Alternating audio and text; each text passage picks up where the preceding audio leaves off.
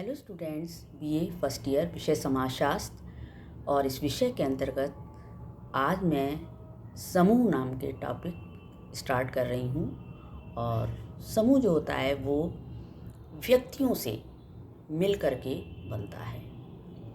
समूह मनुष्य के जीवन में एक महत्वपूर्ण वास्तविकता है। जन्म से लेकर मृत्यु पर्यंत तक व्यक्ति जो है किसी न किसी समूह का सदस्य रहता है और नए नए समूहों का निर्माण करता है और समूह में रहकर ही वो विभिन्न आवश्यकताओं की पूर्ति करता है। विभिन्न समूहों के माध्यम से ही व्यक्ति का समाजीकरण होता है और उसके व्यक्तित्व का विकास होता है। समूह के माध्यम से ही एक पीढ़ी के विचार और अनुभव दूसरी पीढ़ी को हस्तांतरित किए जाते हैं। साधारणतया समूह शब्द का प्रयोग कुछ व्यक्तियों के संगठन से लिया जाता है, जैसे परिवार, भीड़, सामाजिक वर्ग, धार्मिक वर्ग, व्यावसायिक वर्ग, विभिन्न जातियाँ, प्रजातियाँ आदि इसमें सम्मिलित किए जाते हैं। अब आता है कि समूह का अर्थ क्या है। समूह से हमारा तात्पर्य है कि दो या दो से अधिक व्यक्ति जब किसी उद्देश्य को लेकर के और आपस में सहयोग से कार्य करते हैं तो वो समूह कहलाता है। इसका कोई ना कोई उद्देश्य जरूर होता है। किसी न किसी उद्देश्य को लेकर के जब दो या दो से अधिक व्यक्ति एक साथ मिलकर आपस में संबंध बनाकर सहयोग से कार्य करते हैं, अपने उद्देश्य की पूर्ति करते हैं, तो वो समूह कहलाता है। अब मैकाइवर एवं पेज ने इसकी परिभाषा के बारे में लिखा है कि समूह से हमारा तात्पर्य व्यक्तियों के किसी भी ऐसे संग्रह से है जो एक दूसरे के साथ सामाजिक संबंध स्थापित करते हैं। ऑगबर्न एवं निमकॉफ की परिभाषा, जब कभी दो या दो से अधिक व्यक्ति एक साथ मिलते और एक दूसरे पर प्रभाव डालते हैं तो वे एक समूह का निर्माण करते हैं। अब इसमें एक बात मेन ये आती है कि सहयोग, उपर्युक्त जितनी भी बातें बताई हैं उसमें मेन बात ये आती है कि आपसी सहयोग के बिना कोई भी समूह में कार्य नहीं किया जा सकता। समूह के लिए आवश्यक है कि आपस में लोगों के सहयोग की भावना हो, हम की भावना हो।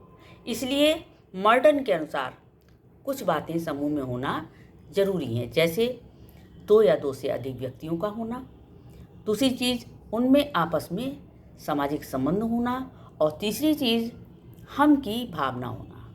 मतलब इसमें कोई व्यक्ति भी स्वार्थवश कार्य नहीं करता है, बल्कि समूह के लिए एक दूसरे के साथ कार्य करते हैं। इसके बाद आता है कि समूह की विशेषताएं क्या हैं। समूह की विशेषताओं के बारे में, जैसे नंबर 1, व्यक्तियों का समूह हमेशा दो या दो से अधिक व्यक्तियों का होता है। इसमें व्यक्ति होना आवश्यक है। दूसरी चीज़, कार्य विभाजन, काम को इसमें बांट करके किया जाता है। समूह में कार्य को बांट करके किया जाता है। सामान्य रुचि, समूह में जितने व्यक्ति हैं वो किसी ना किसी एक उद्देश्य को लेकर के कार्य करते हैं, इसलिए उनकी रुचि भी समान होना स्वाभाविक है। समूह में एकता का होना बहुत ज़रूरी है। जब तक एकता नहीं होगी तब तक समूह में कोई भी कार्य नहीं हो सकता है। ऐच्छिक सदस्यता, इसमें क्या है कि व्यक्ति अपनी स्वेच्छा से इस समूह का सदस्य बनता है। यदि किसी भी पर्पस को लेकर के अगर किसी व्यक्ति का कोई अपना उद्देश्य हल होता है तो वो उस समूह का सदस्य बन जाता है। स्त्रीकरण, समूह में स्त्रीकरण होता है। समूह में पदों का उतार चढ़ाव पाया जाता है। पदों में के उच्चता एवं निम्नता के इस क्रम को संस्तरण कहते हैं। सामूहिक आदर्श, समूह का एक आदर्श होता है और उसी आदर्श के लिए सभी व्यक्ति कार्य करते हैं। उस आदर्श को ध्यान में रख करके व्यक्ति कार्य करते हैं, जैसे कि कानून, लोकाचार, जनरीतियाँ, प्रथाएं, इस टाइप की चीज़ों का पालन सभी व्यक्ति एक साथ करते हैं।